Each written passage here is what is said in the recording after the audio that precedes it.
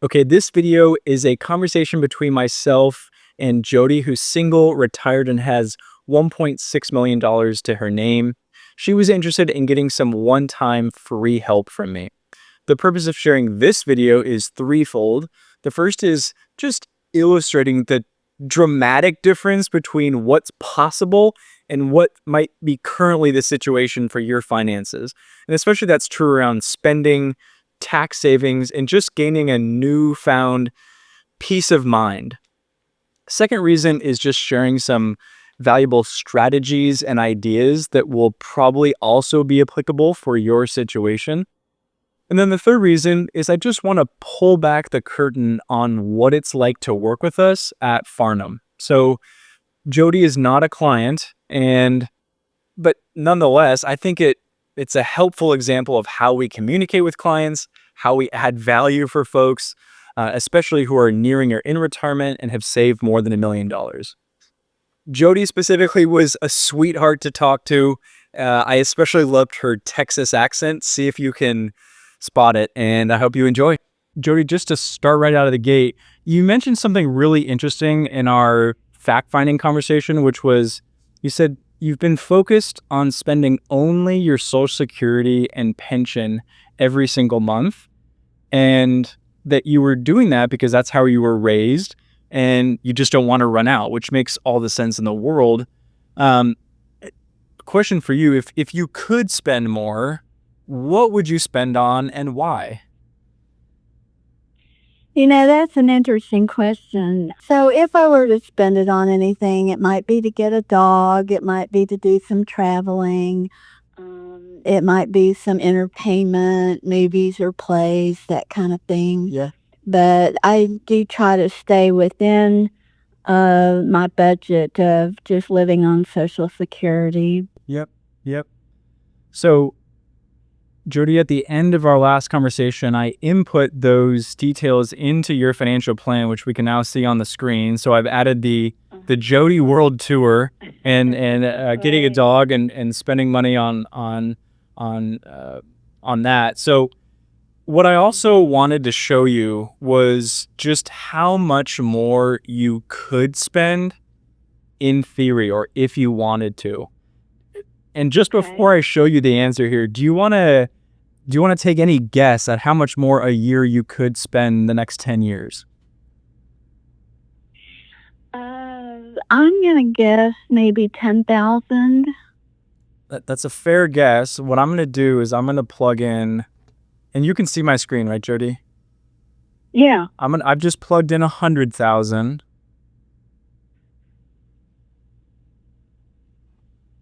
And you can do it. You could literally spend 100 grand more every year than you are right now and not run out of money. Really? I don't even understand how that could be, honestly. And I can appreciate that. The reason why you're able to do that is you've been underspending what's available to you for so long that at this point, even if we have an expectation of you living to 100, you can spend what you previously decided not to spend on, and you can start spending from the portfolio that you've built up so well these past 75 years. Okay, and so if I were to spend from the portfolio, does that mean I just take out dividends, or do I have to sell stock to raise that 100,000? Great question, and it just depends on how much you want to spend. So if it's the full 100,000, it'll require some more sales. If it's a much smaller number, maybe 1,000 a year, you could just take the dividends.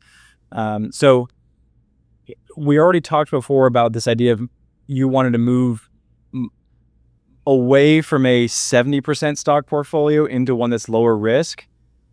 That move would dovetail very nicely on spending more, because if we get out of stocks, we can replace it with bonds that are going to be very reliable for funding your expenses.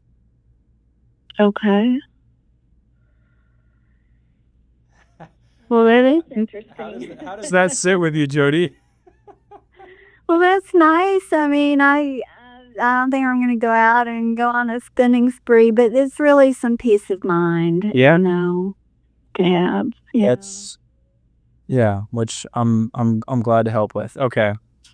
So in terms of addressing maybe the last piece on spending here is with regard to long-term care. We'll show up on the video what offer the facility that you're looking at gave you in terms of paying for that long-term care. We had an option for an 80% refundable, 40% refundable, and 0% refundable, all with their own corresponding rent. And Jodi, what I found when I ran the math is that the 80% refundable option is the one that's going to be the lowest cost for you. Okay. The only time that changes is if in the extraordinarily unlikely scenario that you're in a long-term care facility for more than 15 years, at that point, that option is no longer the best. But there's just, whether it's for you or anyone listening, there's just not a reason to expect to be in long-term care for 15 years. The statistical average is about 2.5 years for men, 3 years for women. Okay. So when I ran your plan, the first thing we did was assume that you're going to use in-home care, and your policy is going to help pay for that. But what I also did is I assumed that you do that buy-in for $346,000, and this was all hypothetical, so I'll remove it. But that buy-in is literally just a blip in terms of your broader net worth. That buy-in is occurring, kind of right in the middle at age 90. That little blip in your net worth, that's the buy-in. Okay. So that was just one facility. If another facility has a higher buy-in, but it's still 80% refundable, you would still recommend that? It would be helpful to look at the specific numbers that are corresponding to the rent side of it. Okay. I would assume that they're similar, but given what's at stake, I would want to just check the math before doing it. But more than likely, yes. Yeah. Okay. Well, that's very helpful. So whether you want to move into a place and sell your home, you can afford it, or have someone come in home, you can afford it. You're covered. Okay. Glad to hear that. Yeah. Anything else on spending before we move on? No, I don't think so. So I'm well prepared if there's an emergency, like if the pipes underneath my house break and I have to have that fixed. I don't need to worry. That is correct. And for the benefit of viewers, one of the 4 primary risk factors that we face in retirement is this idea of unexpected expenses, which Jodi just touched on. Thank you for doing that for me. And when I constructed your plan on Wednesday, we added in this idea of, hey, these unexpected expenses just keep cropping up every few years. And so we've added that directly in, but even if they were larger than that, you still have such a big margin of safety that I'd have no worries at all. One of the things that you brought to the table is the idea you wanted to reduce your risk tolerance. Right now, you're at and I'll show it on the screen, you're at a 72% stock allocation. Jodi, given our risk tolerance discussion, I would not go higher than 40% for stock. And what that will help you do is, even in the event where we see like a repeat of 2008 and stock prices drop 50%, keeping only 40% in stocks is going to make sure that your balance remains above $1 million, which on Wednesday you said was important for you. So I wouldn't go higher than 40, but I've got more good news. The good news is you don't even have to go as high as 40. If you wanted to go to just 20% stock or lower than that, you can do that, because basically your portfolio is large enough that it doesn't need a big return in order to fund all of your expenses. So what I'm showing you right now is you having a conservative portfolio. not a recommendation. I just wanted to show you that it's only 20% in stock. One other item I wanted to touch on with regard to your portfolio, and viewers don't know, Jodi owns a large group of individual stocks. And Jodi, one of the things that I wanted to mention today is just that there's nothing wrong with that investment philosophy. And what you've already found is that it can be a profitable way to own stocks. So I'm not here to tell you you need to do otherwise. What I am here to offer is that there's another investment philosophy that would help you spend less time thinking about your holdings and potentially make more on average year after year. And specifically what I'm referring to is this idea of stock index fund investing. An index fund, if you're not familiar, the word index is just synonymous with the word list. And an index fund is a list of stocks that often covers the entire stock market. So for example, there's an exchange traded fund called VTI, Victor Thomas India, that owns every single publicly traded US stock. So it's the Vanguard total US stock market. Historically, that fund has earned roughly 10% per year. The last few years, it's been a little bit better than that. But with literally just that one fund, you can own every stock in America, get roughly a 1.3% dividend yield, and literally not worry about what's happening with any individual holdings. You mentioned wanting to reduce your federal tax bill. Mm-hmm. Here's a very clear strategy for you to do that. And the term or phrase I want you to remember, jot down, is tax gain harvesting. Okay. I'm going to show you something on the screen, which is the tax rates that apply just to capital gains or making money on money. On the left-hand side here, what this is showing you is how much money you can make from capital gains before you're taxed at all on those gains. So, to put this in plain English, you could have taxable income of $48,349, and the federal government will tax you at a rate of 0%. That next dollar, the $48,350th, that's taxed at 15%. But here's the beauty of this. This is just taxable income.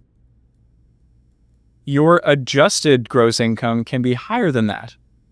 So when you add your standard deduction, so you're filing single, and you're over the age of 65, so you get an even higher standard deduction. I'll show you that right here. Single, $15,000. And then if you're over 65, you get an additional $2,000. So that's a $17,000 deduction. That means you can add $17,000 to, I just lost it, this figure. And what's that? Roughly $65,000. If your income is under $65,000, whatever portion of that is capital gains is taxed at 0%. Meaning you could be selling stocks inside of your brokerage account little by little each year and pay no tax. Okay. As long as I don't exceed 48,349. Well, that's of taxable income, but if we add in your standard deduction, which you can get every year, you can have adjusted gross income closer to 65,000. Okay. So you get Social Security, you get a pension, and then you also have an RMD. All three of those count towards your adjusted gross income. But if there's any difference between 65,000 and all three of those income sources, you could use tax gain harvesting to fill in the difference. Okay. And the way you tax gain harvest is to sell a little bit Exactly. over time? Okay. That's exactly right. The next tax strategy you can use is just, we would just refer to it as spending order. So it's kind of addressing this idea of, I want to be taking money from my portfolio and I have 3 different account types. Which one should I take from? Or what combination should I take from? In your case, the answer is your taxable account. Okay.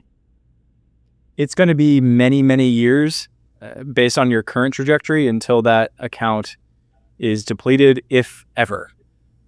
So essentially, mathematically, the best way to go about this is taking what discretionary amounts you want from your taxable account, and then each year you're already going to have an RMD from the IRA, so you can take that as well. And if you want to give any portion of that to the charity, that's A-okay. All right. It's good to know. And so, since the IRAs would be the last buckets I would touch for income, is it better to be really safe, like putting this BTI in there, or is it better to just go a little more risky since you have more time with stocks in there? So you've asked a good question. This brings up another principle called asset location, which just refers to the idea of, for all my different account types, where should I put my different investment types? Some good rules to go by are, whatever investments you have with the highest return expectation should go in your Roth IRA. Okay. And then next up, like still in the realm of stocks, the next up would be your taxable account, simply because taxable accounts have more tax benefits than IRAs do. So, and tax gain harvesting is one of them. Tax loss harvesting is another one of them. But ideally, your bonds are going in your IRA, because bonds most people buy are corporate bonds, and those are taxable. The interest is taxable as ordinary income. By keeping them in your traditional IRA, you help defer tax as long as you can. You and I talked on Wednesday about the prospect of selling your condo and how to minimize tax there. For the benefit of viewers, I'm just going to recap what we mentioned. So you own a home that, I'm going to pull it up here, is worth $600,000 today, and you paid $134,000 for. In terms of understanding how much tax you would owe, home value minus the commission, and then from that subtract your purchase price, capital improvements, and your home exclusion. So as a single filer, you're eligible, since you've lived in your home the last 2 out of the last 5 years, for a $250,000 exclusion. Subtract all 3 of those, and you're left with how much taxable gain you have on your home sale. And what I determined Wednesday was that your tax bill would be in the area of $26,000. You would ask me, that was really good to hear. Yeah, lower than it sounds like you expected. You asked me a good question before, which was, can I do a 1031 exchange if I get out of this house and immediately buy another? Can I get any tax benefit there? And the answer is, unfortunately, no. That's only available for investment properties. That concept of tax gain harvesting works because you're keeping your income inside of a certain threshold. If you ever choose to sell your condo, it's going to spike your income. What I want you to be aware of is, first, so if you were to sell that house, whatever year you do that in is not a good year to be doing tax gain harvesting. There won't be any room to do it. Okay. The second thing I want you to be aware of is that the year that you recognize all of that income, 2 years after that year, so let's say you sell it in 2030, come 2032, your Medicare Part B premiums will spike. They'll go up for just 1 year. Would you like Okay. would you like me to explain why that is? Sure. Okay. There's kind of a funny term called IRMA, which just describes essentially surcharges on your Medicare Part B premiums based on your income. So I'm going to show you on my screen. If your modified adjusted gross income as a single filer is $106,000 or less in 2023, that means you'll pay the lowest possible Medicare amount, $185 a month. Yep. Notice if your income starts rising, look what happens to the premiums. Yeah. So if you add $150,000 to all of your other income, which so 35 in terms of pension and Social Security, plus I'm going to say 28,000 in terms of RMDs, that puts you in the $213,000 range. That means that for 1 year, your Medicare Part B premiums are going to go to roughly $592 a month. What do you feel like your confidence level or peace of mind level was before we met this week? Well, my peace of mind level was shaky because I was concerned about all the turmoil in the markets and seeing, losses there. Got it. Is there a way to put a 1 to 10 figure on it? Yeah, I would say my peace of mind prior to us talking was probably about a 3 or 4. Okay. And then how are you feeling now? Now I'd say I'm about a 7 or 8. Oh. Maybe a 9. I mean, you really made me understand I don't need to be nitpicking all of this and being worried about it, that losses today, as you said, really have no bearing on the future, that there will be enough money there. Oh. So that in and of itself was a 10. Okay. Nice. Very cool. I'm glad to hear that, and thank you for sharing it. Yeah, no, thank you so much. I really appreciate all your time and attention to detail, and thank you so much. Yeah, you're so welcome, Jodi. All right, well, we'll be in touch, and take care. All right, you too. All right, thanks. Bye-bye. Bye. Bye. Okay, friends, remember to dream big and know that you can have the retirement you want if you plan for it. And lastly, I'm Jonathan Bird, founder of Farnam Financial. We help clients who are either near retirement or in it, and we help clients kind of turn their financial house into their financial castle, insofar as a castle represents things like security and protection and longevity, peace of mind. So if you're curious about how we can help you, you're welcome to visit us at farnamfinancial.com. Thanks.